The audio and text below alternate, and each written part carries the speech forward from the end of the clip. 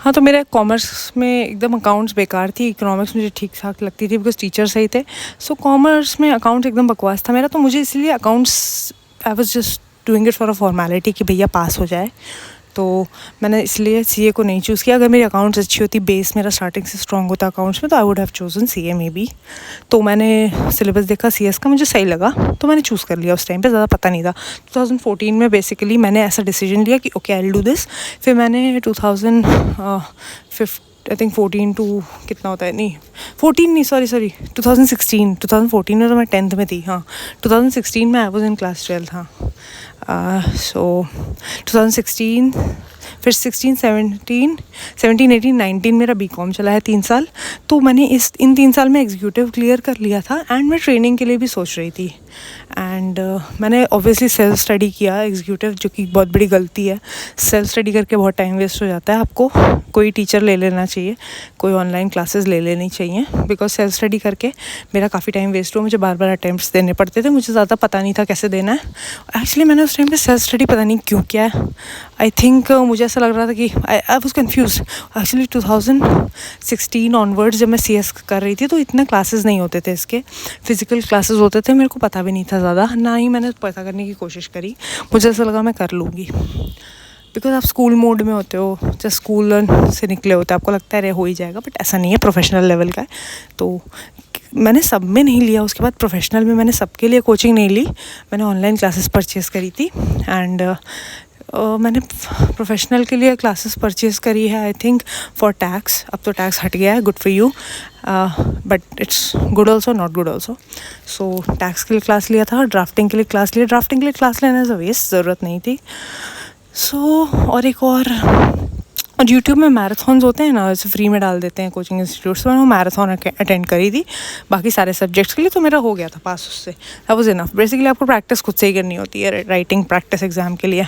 तो मैराथन देख के मैं समझ जाती थी वो कि कॉन्सेप्ट क्या है, एंड कॉन्सेप्ट क्लियर हो जाता है तो उसके बाद आप खुद से पढ़ सकते हो। So that's it. मैंने 2016 में स्टार्ट किया एंड रो धो के किसी तरह फाइनली 2023 या 22 में मेरा हो गया रो धो के। बहुत ज़्यादा अपने आप को स्ट्रेस दिया मैंने, जो कि नहीं देना चाहिए था। अब लगता है कि बहुत बड़ी गलती करी। तुम लोग को भी यही सजेशन दूंगी कि तुम लोग ये मत सोचो कि अरे स्ट्रेस में ज़्यादा बेटर हो जाएगी परफॉर्मेंस, ऐसा कुछ नहीं है। It's all bullshit. ये सब सिर्फ मूवीज़ में होता है। स्ट्रेस में परफॉर्मेंस अच्छी नहीं होती है, तुम्हारा हार्ट बेकार हो जाता है, तुम्हारा दिमाग काम करना बंद कर देता है, तुम्हारी बॉडी बहुत गलत रिएक्ट करती है, रिस्पॉन्ड करती है। स्ट्रेस की आदत हो जाएगी तुम्हें ऐसा लगेगा कि हर एक छोटी छोटी चीज़ तुम्हें ट्रिगर कर रही है। सो ये मत सोचो एंड प्लीज़ ट्रस्ट मी, ये एग्ज़ाम हो जाता है किसी भी तरह से। तुम्हें बस अपने ऊपर बहुत वर्क करना होता है, तुम्हें फोकस करके। ये नहीं है कि एग्ज़ाम से 2 महीने पहले पढ़ाई स्टार्ट करी, ऐसा नहीं है। अगर तुम्हें ऐसा लग रहा है कि तुम सारे ग्रुप्स एक साथ नहीं दे सकते हो, प्लीज़ ब्रेक इट डाउन। एक बार में एक ग्रुप दो, मैंने वही किया था, एक ग्रुप करके दिया, मेरे हो गए थे। तो इतना स्ट्रेस लोगे तो फ्यूचर भी सोच लेना कि जिस लिए तुम CS बन रहे हो वो फ्यूचर ही नहीं रहेगा तुम्हारे हाथ में, हेल्थ ख़राब हो जाएगी। तो ये पढ़ाई करते समय ये चीज़ का बहुत ध्यान रखना। ओके, नेक्स्ट क्वेश्चन है, आपको CS के बारे में कैसे पता चला? वो मैंने बता दिया, मेरे पापा ने सजेस्ट किया था। बिकॉज मुझे ऐसा लगता है पापा नहीं सजेस्ट करते तो मेरे को कोई आइडिया नहीं था ज़िंदगी में करना क्या है। I was just chilling, I was just having fun, playing games and all that, watching shows and all that. But पापा मेरे को सिविल सर्विसेज के लिए भी बोलते थे। ऐसा लग रहा है मेरे को कि अगर मैंने सिविल सर्विसेज चूज़ कर लिया था तो मेरे से मुझसे वो भी हो जाता, बिकॉज मैं हूँ हार्ड वर्किंग, मैं कर लेती हूँ। But I think I am happy because मैंने सिविल सर्वेंट जो होते हैं RD में काम करके देख लिया है कि उनके ऊपर कितना प्रेशर है, and I think I don't want that. हाँ, आपको गाड़ी मिलती है, आपको बंगला मिलता है, but the point is how peaceful are you in your head. अगर दिमाग में पीस नहीं है, मन में शांति नहीं है, तो किसी भी बड़ी गाड़ी में बैठ जाओ, किसी भी बड़े बंगले में सो जाओ, तुम्हें नींद नहीं आएगी, तुम्हें खाना खाने का मन नहीं करेगा, तुम्हें लगेगा कि लाइफ एक बर्डन है। सो आई एम क्वाइट ग्लैड मैंने जो भी चूज़ किया ना, आज जो भी चल रहा है लाइफ में, उस मोमेंट पे चीज़ें अनक्लियर होती हैं तो थोड़ा पेशेंस रखने होते हैं। जस्ट ये सोचो कि यूनिवर्स तुम्हारे को देगा जो भी तुम्हारे लिए बेस्ट है। अगर कोई चीज़ अपॉर्चुनिटी हाथ से निकल गई है तो ये सोचो इट्स फाइन, वो अच्छा ही हुआ, यूनिवर्स की कुछ और प्लानिंग है। मैं यही सोचती हूँ बिकॉज कि ठीक है नहीं हुआ कोई बात नहीं, universe has better deal for me. ये तो बकवास से मेरा प्लान था, यूनिवर्स का प्लान और अच्छा होने वाला है बिकॉज यूनिवर्स को पता है मुझे क्या चाहिए। हो सकता है मैं ब्लाइंडेड हो जाऊँ कुछ टाइम के लिए बाय सर्टन कि अरे दुनिया में ये सब चल रहा है, इन लोग के पास ये सब है, मेरे पास क्यों नहीं है, ऑल दैट। ये ब्लाइंड हो सकते हैं हम, टेम्पररी इल्यूजन्स हमें आ सकते हैं, लेकिन यूनिवर्स को क्लैरिटी है, यूनिवर्स को पता है कि नहीं ये इस लड़की के लिए ये ठीक नहीं है, हटाओ इसके लिए ये नहीं, इसके लिए ये बेस्ट है, आने दो इसको एकदम। सो ऐसे अपने आप को मैं थोड़ा सा होप देने की कोशिश करती हूँ जब चीज़ें ख़राब हो जाती हैं। तुम लोग को भी ट्राई करना चाहिए, यही सजेशन दूंगी as a student. Don't take pressure and stress. And घर वाले अगर बहुत ज़्यादा तुम लोग को बोल रहे हैं कि अरे यार बार बार तुम फेल हो रहे हो, क्या कर रहे हो, क्या है ये वो, तो बोल दो यार मेरी पढ़ाई है, मुझे पता है। पूछ लो उनसे कि आपने दिया है क्या ये एग्ज़ाम, आपको पता है क्या इसमें क्या होता है, नहीं पता है ना, इट्स फाइन, मुझे पता है, मैं समझ रही हूँ, सीख रही हूँ, मुझे करने दो अपने पेस पे, इट्स फाइन। ओके कितने अटैम्प्ट लगे, these types of things. Okay कितने अटैम्प्ट लगे, देखो यार एग्जीक्यूटिव में मैंने बोला मैंने कोई क्लास नहीं ली थी, सो एग्जीक्यूटिव में मेरे को ऑलमोस्ट हर ग्रुप में 2-3 अटैम्प्ट लग गए थे, ठीक है। उसके बाद मैंने सोचा कि प्रोफेशनल में गलती नहीं करनी है, प्रोफेशनल में ले ली थी क्लास, ट्रेनिंग करते टाइम क्लास व्लास देखती थी और यूट्यूब में मैराथन से पढ़ती थी, राइटिंग प्रैक्टिस करती थी। ट्रेनिंग मेरी वर्क फ्रॉम होम थी तो मुझे पढ़ने का बहुत ज़्यादा टाइम मिल गया। मैं अपनी जो मेरे अंडर खुद ट्रेनी है उसको मैं देख रही हूँ, बिकॉज आपको 9 घंटा ऑफिस में रहना होता है। मैंने उसको ये बोला कि तुम ट्रेनी हो, ये मत सोचो कि मैं तो यार ट्रेनी ही हूँ, मैं तो कभी भी आ सकती हूँ, कभी भी जा सकती हूँ। बिकॉज इसको ऐसा एटीट्यूड थोड़ा सा आता हुआ दिखा मुझे, लाइक वो 10:30 पे आके 5:30 के पहले निकलने की कोशिश कर रही थी। तो मैंने उसको बहुत आराम से बताया कि हाँ तुम्हारी डेजिग्नेशन एक ट्रेनी की है, बट आप जिस ऑर्गेनाइजेशन में हो उसके रूल्स आपको फॉलो करने पड़ते हैं तब भी, एंड आप मेरे अंडर हो, मुझे डिसिप्लिन रहना पसंद है और मैं चाहूँगी आपको भी वही चीज़ फॉलो करनी चाहिए।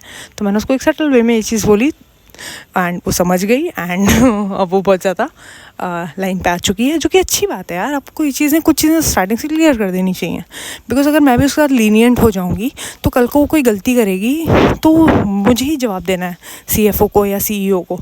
कोई स्टेटस रिपोर्ट पूछेगा मुझसे कि इस लड़की ने जो ट्रेनी ने ज्वाइन किया क्या स्टेटस है इसका, तो मैं क्या बोलूँगी, ये तो 5-6 घंटे में निकल जाती है, तो कभी भी छुट्टी मार रही है, all that. I can't say that because उससे मेरे ऊपर रिफ्लेक्ट होता है कि मैं कैसी लीडर हूँ। तो ये सब सोच के मैंने उसको बोला। सो प्रोफेशनल में मेरे को 2 ग्रुप्स मैंने एक अटैम्प्ट में दे दिए। फर्स्ट अटैम्प्ट में हो गए थे 2 ग्रुप्स एंड एक ग्रुप जिसमें टैक्स था उसमें टाइम लग रहा था, उसमें 2 अटैम्प्ट या 3 अटैम्प्ट लगे थे, बिकॉज 2 नंबर से रह गया, 1 नंबर से रह गया, ऐसी प्रॉब्लम हो रही थी। It was pretty depressing and basically जब मैंने लास्ट एक बार और दिया मैंने अपनी बुक्स लिटरली 1-2 पेज फाड़ भी दिए थे, because I was so angry. फिर मैंने ये भी बोल दिया अपने आप को, ये लास्ट कोशिश है, अब नहीं हुआ तो भाड़ में जाए, मुझे फ़र्क नहीं पड़ता, मुझे नहीं करना है। ऑब्वियसली ये मैंने गुस्से में बोला था, मन ही मन में मुझे पता था कि यार दे ही दूंगी यार, इतने दूर तक आ गई हूँ, like it's like literally I am on the 99 step. अब मुझे 100 ऑलमोस्ट मैं पीक पे पहुँचने वाली हूँ, अब मैं गिव अप नहीं कर सकती हूँ यार, ऐसा मैंने सोचा।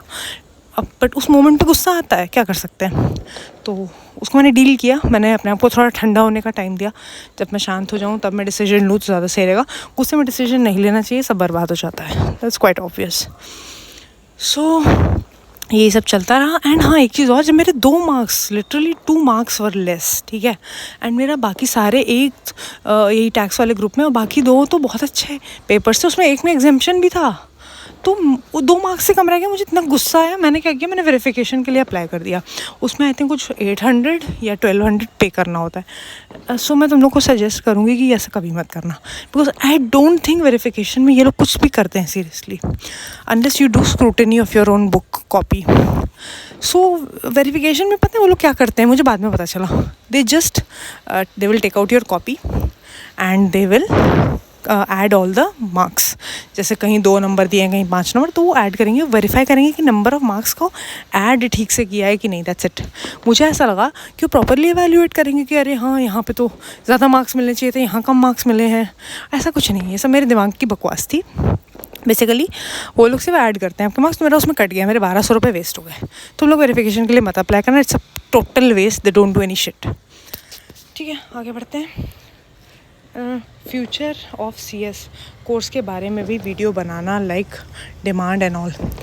अभी यार डिमांड क्या है मुझे नहीं पता ज़्यादा, मैं उतना हर एक किसी से नहीं बात करती हूँ, लेकिन जो मुझे देखने को मिला है, जो लोग भी मेरे सर्कल में हैं, प्रोफेशनल सर्कल, जो हमारे CS जो हेड हैं, लीगल लिस्टेड कंपनी के, जो हमारे ग्रुप कंपनी के जो हेड हैं, कंप्लायंस ऑफिसर, वो मुझसे बोल रहे थे कि CS की बहुत ज़्यादा कमी है, उनको अपनी लिस्टेड कंपनी में एक CS चाहिए बोल रहे थे। तो मैंने पूछा कि डू यू वांट क्वालिफाइड और नॉट। उन्होंने बोला कोई भी चलेगा, हमें बस चाहिए, बिकॉज एक लड़की ने रिज़ाइन किया, वो शिफ्ट हो रही थी कहीं और शादी के लिए, तो इनको ये वैकेंसी फिल करनी थी। बर्डन बहुत ज़्यादा होता है काम का, लिस्टेड कंपनी में आपको हर एक चीज़ का ऑन पॉइंट तुरंत कंप्लायंस करना होता है। तो मैंने बोला कि सर मेरा एक CLDP का ग्रुप है, मैं उसमें डाल दूँगी पोस्टिंग, कोई इंटरेस्टेड होगा तो कर लेगा। तो एक लड़के ने मुझे DM किया अभी, तो मैंने उसको फिर बोल दिया कि इस मेल ID पे अपना CV डाल दो, मुझे रेफ़र डाल देना कि मैंने रेफ़र किया है।